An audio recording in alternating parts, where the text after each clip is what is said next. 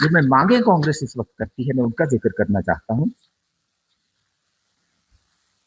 प्रधानमंत्री मोदी देश के सामने जवाब दें इसका। वो ये स्पष्ट करें कि ये ट्रस्ट के गठन, उसकी शीर्ष नियुक्तियां और प्रशासनिक निगरानी में उनके सरकार और प्रधानमंत्री कार्यालय की क्या भूमिका रही, और इतने गंभीर आरोपों के बाद भी आप मौन क्यों हैं। फिर तत्काल गिरफ्तारी सिर्फ वो नीचे वाले 8 लोगों की नहीं हो जानी चाहिए थी, इसमें गिरफ्तारी ऊपर से लोगों की आनी चाहिए थी जो अभी तक नहीं देखने को आई। फिर लगे हमें विश्वास हो कि सरकार इसमें गंभीर है। आज तो ये लगता है कि इसको व्हाइट वॉश करने की कोशिश होगी। एक मालूम नहीं मुझे, ये बात मैं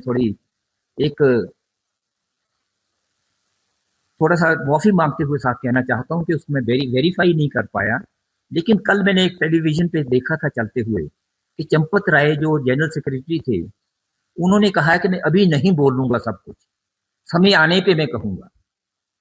ये अगर सच है, इसको मैं वेरीफाई नहीं कर पाया, लेकिन टेलीविजन पे मैंने खुद देखा, ये एक वो चल रहा था। तो अगर ये सच है तो बहुत गंभीर बात है, इसके संकेत बहुत बड़े हैं। उन्होंने ये क्यों कहा? क्या क्या उनके पास ऐसा है? क्या ऐसी चीज वो कहते हैं कि अगर मेरे को हाथ लगाया, वो क्या और अरेस्ट नहीं हुए अभी तक? अगर वो सबसे ऊपर वो थे, उनका तो गिरफ्तारी होनी पहली बात थी, नीचे वालों को गिरफ्तार किया गया। क्या उनके ये कल वाली जो दबाव और डाला है, क्या इससे तो मुझे ये लगता है निजी तौर पे ये कि शायद कल को उनको डिफेंड करने का काम शुरू हो जाए उधर सरकार की तरफ से कि चंपत राय बिल्कुल निर्दोष हैं। तो फिर कौन, किस कारण किया जा रहा है, क्यों ऐसा होगा? ये बात बहुत अहम है उसके लिए। और एक हर लेवल पर, हर स्तर पर जवाबदेही की जरूरत है, केवल गिनती कक्ष तक सीमित नहीं। ये नहीं कि वो लोग पैसा गिनते हैं थे, वहां से वो निकाल के ले गए। वो तो मैंने कहा है कि वहां तो बल्कि जो एक रूल्स नियम बने हुए थे सीसीटीवी के, उनको भी डाइल्यूट किया गया ताकि वहां से भी पूरा पता नहीं लगे, यानी कि किसी ना किसी का और बड़े का उसमें हाथ है। और इसके साथ साथ मैं एक और चीज कह देना चाहता हूँ पैसों के, ये इवेंट्स पे जो पैसा खर्च हुआ है उस वक्त, वो पहले 100 कंसेक्रेशन के समय 124 करोड़, शायद 123 करोड़ उस वक्त लगा। कितने लोग थे? 8000 लोग, और 123 करोड़ खर्च हुआ था।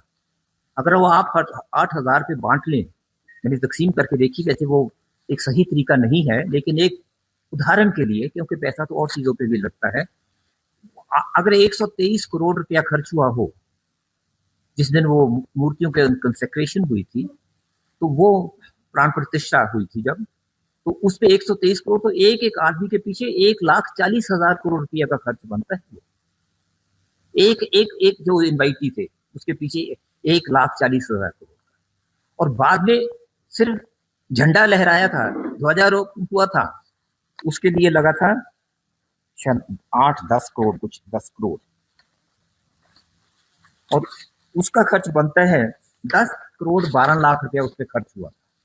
और वो अगर उन लोगों पे बांट दें, कितनों लोगों ने किया, 10 करोड़ 12 लाख, तो वो 16,000 प्रति अतिथि बनता है। जिन अतिथियों को बुलाया हुआ था ध्वजारोहण के समय, वो सिर्फ 10 करोड़ 12 लाख, सिर्फ 16,000, वो सिर्फ उन लोगों पे खर्च हुआ था, यानी कि एक पे 16,000 खर्च एक आदमी पे हुआ। तो जो बातें मैं कह रहा था हम मांग करते हैं, उसमें उन मांगों के आगे 3-4 मैंने आपको पहले आपके सामने रखी, अब 5 मैं आपके समक्ष रखना चाहता हूं कि श्री राम जन्मभूमि तीर्थ क्षेत्र ट्रस्ट को तत्काल भंग किया जाए। वो ट्रस्ट है जो सरकार का ट्रस्ट है, ये सरकारी ट्रस्ट है, सरकारी ट्रस्ट नहीं होना चाहिए। शंकराचार्य उसे दूर रखे हुए हैं। हिंदू धर्म में शंकराचार्यों का सबसे ऊंचा एक अहम उनको भूमिका होती है, हम उनको मानते हैं।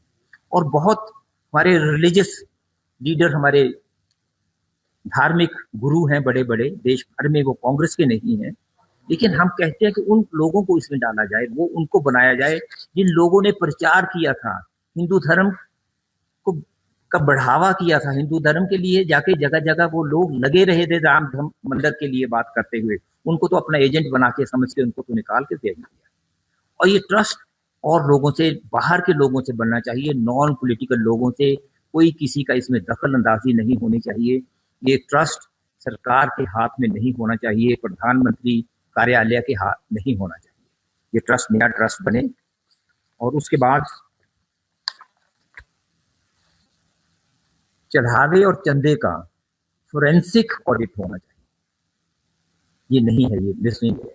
इतनी बड़ी जगह पे लोगों की आस्था को कायम रखने के लिए ये बना होना चाहिए। कि राम मंदिर के अंदर जो घटनाएं हुई हैं, जो डाका डाला गया है, इस डाके का आका कौन है, ये सबसे बड़ा प्रश्न चिन्ह है। राम मंदिर के डाके का आका कौन, इसका जवाब कांग्रेस पार्टी, हर राम भक्त, हर हिंदुस्तानी जानना चाहता है।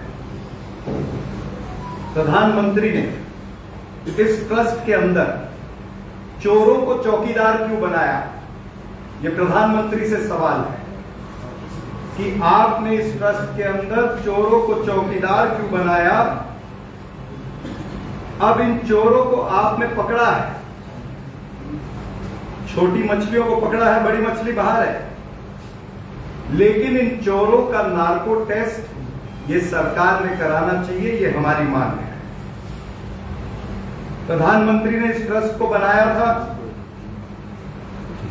और जो कुछ भी हुआ है वो जघन्य अपराध है। प्रधानमंत्री ने इसकी नैतिक जवाबदारी स्वीकारनी चाहिए। और प्रभु राम के मंदिर में चंदा चोरी हुआ, चांदी चोरी हुई, सोना आभूषण चोरी हुए, ये हम अपनी आंखों से ये दृश्य देख रहे हैं। ये दुर्भाग्यपूर्ण बात है और ये अभी नहीं हुआ है, ये अनेक वर्षों से चलते आ रहा है। मुझे याद है कुछ वर्ष पहले निर्मोही अखाड़े ने भी कहा था, निर्मोही अखाड़े के मंत्र ने कहा था कि विश्व हिंदू परिषद 1400 करोड़ रुपया या 1500 करोड़ रुपया जो है उसका गमन कर गई है। कोई कार्रवाई नहीं। इससे पहले महिपाल सिंह जो लेखा प्रभारी थे, हो रहा है यहां पर चंदा चोरी हो रही है, चंपत राय ने कोई कार्रवाई नहीं। निर्माण समिति के एक इंजीनियर दीनानाथ वर्मा, उन्होंने भी कंप्लेंट करी। उन्होंने भी बताया कि 40% कमीशन खोरी जो है वो अनिल शर्मा, एसआईटी का अलग से बवाल शुरू हुआ, चीजों को दबाने के लिए बनी है। एसआईटी के कार्यभार पर भी हमको शक है। 5 जून को एक रेड खुद चंपत राय करते हैं, अविनाश शुक्ला और बाकी के लोगों के घर पर 80 लाख रुपए के करीब पकड़ा जाता है। उस 80 लाख रुपए को 5 जून से लेकर एसआईटी को ये सारी चीजें पता चलती है। एक लीपा पौधी है, उसमें छोटी मछलियों को अंदर रखा है, बड़े मगरमच्छ को अभी तक उन्होंने हाथ नहीं डाला है। सीसीटीवी फुटेज गायब की इन्होंने, अब कह रहे हो मिल गई। आजकल तो ऐसे ऐसे हैकर्स हैं, ऐसे ऐसे आईटी के एक्सपर्ट हैं कि अमेरिका में भी बैकअप पड़ा हो तो उसको निकाल के ले आए, लेकिन लाएंगे नहीं। उसका कारण क्या है? सीसीटीवी फुटेज में सब कुछ सामने आ जाएगा। गौरी ने तो 17 बार सोमनाथ का मंदिर लूटा था। गौरी और गजनवी भी शर्मा जाते अगर आज होते तो। चंबल के डकैत सोच रहे होंगे हमसे ज्यादा बड़े डकैत तो ये निकले। कितना गया, क्या आया, क्या नहीं, किसी को पता ही नहीं। कोई कहता 20,000 करोड़ का है, आरएसएस के लोग ही कहते हैं, अंदर के उनके लोग कहते हैं। कोई कहता 30,000 का है, कोई कहता 40,000 करोड़ का गबन। कोशल कुंज और पता नहीं क्या क्या बना डाला। इतनी बड़ी बड़ी इमारतें कहां से बन रही हैं? अब समझ आए तो प्रभु राम के घर से चोरी करके सब कुछ बन रहा। बहुत लोग कहते थे ना, डीपी लगाते थे, मैं भी चौकीदार, मैं भी चौकीदार। सब भाग गए आज। ना खाऊंगा ना खाने दूंगा।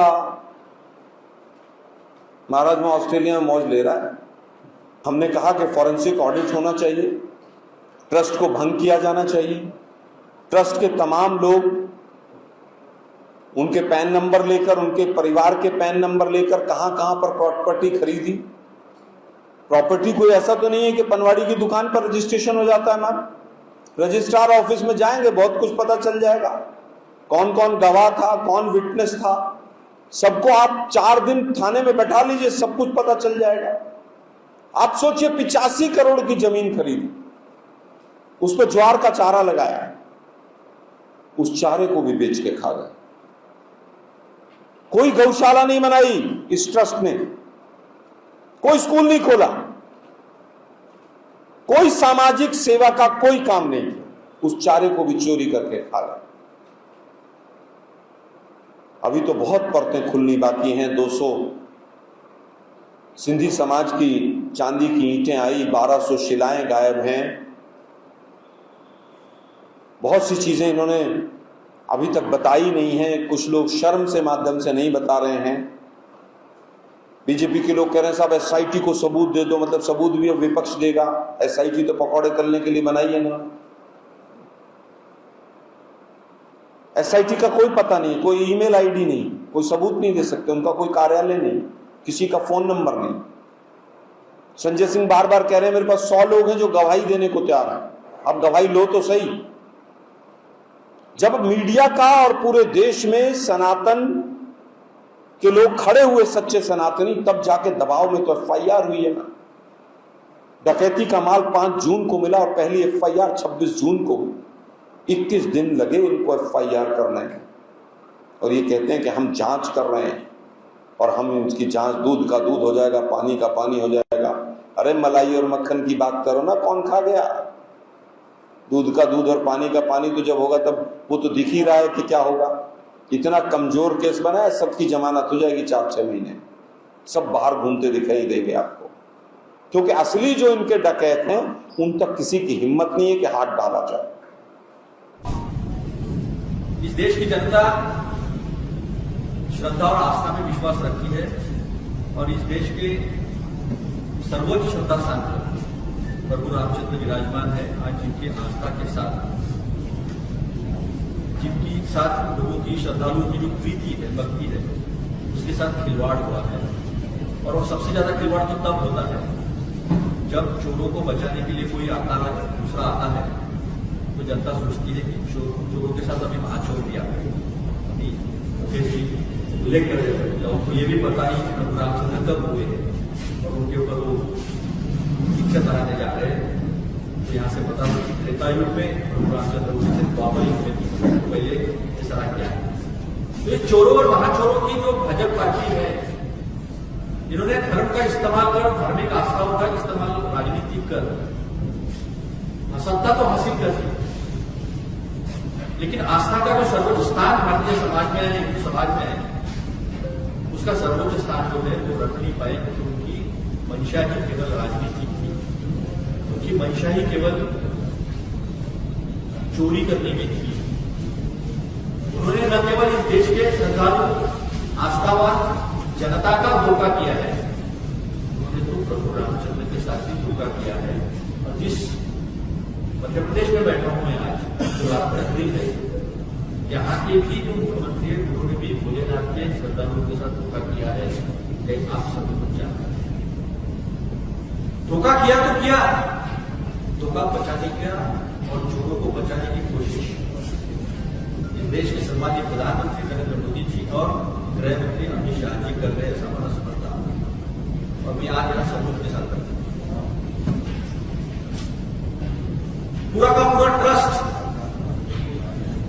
उसका चयन, उसकी नियुक्ति, कौन कहां बैठेगा, किसका पावर कितना रहेगा, ये सामान्य प्रधानमंत्री नरेंद्र मोदी जी ने तय किया था। 15 सदस्यों में से 12 सदस्य जो है जो वो प्रधानमंत्री नरेंद्र मोदी ने चुने थे। चंपत राय को अयोध्या में प्रधानमंत्री का प्रतिनिधि के रूप में लोग देखते थे, डरते थे उनसे। जो विशेष लेखापाल चार्टर्ड अकाउंटेंट कंपनी थी, उन्होंने 2020 में आगाह कर दिया था कि एसओपीज फॉलो नहीं हो रही है, स्टेप्स फॉलो नहीं हो रहे फाइनेंसेस के, वित्तीय प्रबंधन बराबर नहीं है, काफी खामियां हैं। स्टेट बैंक ने भी यही कहा था। लेकिन जब सीधा आशीर्वाद नरेंद्र मोदी जी का और अमित शाह जी का हो और योगी बाबा का हो, अजय सिंह बिष्ट का, तो फिर डर करेगा। कोतवाली जब चोर हो तो उसे बचाएगा कौन और रोकेगा कौन, और भगवान क्या करेगा? और भगवान है, इसीलिए चोरों को सामने भी लाया, चोरों को उजागर भी किया।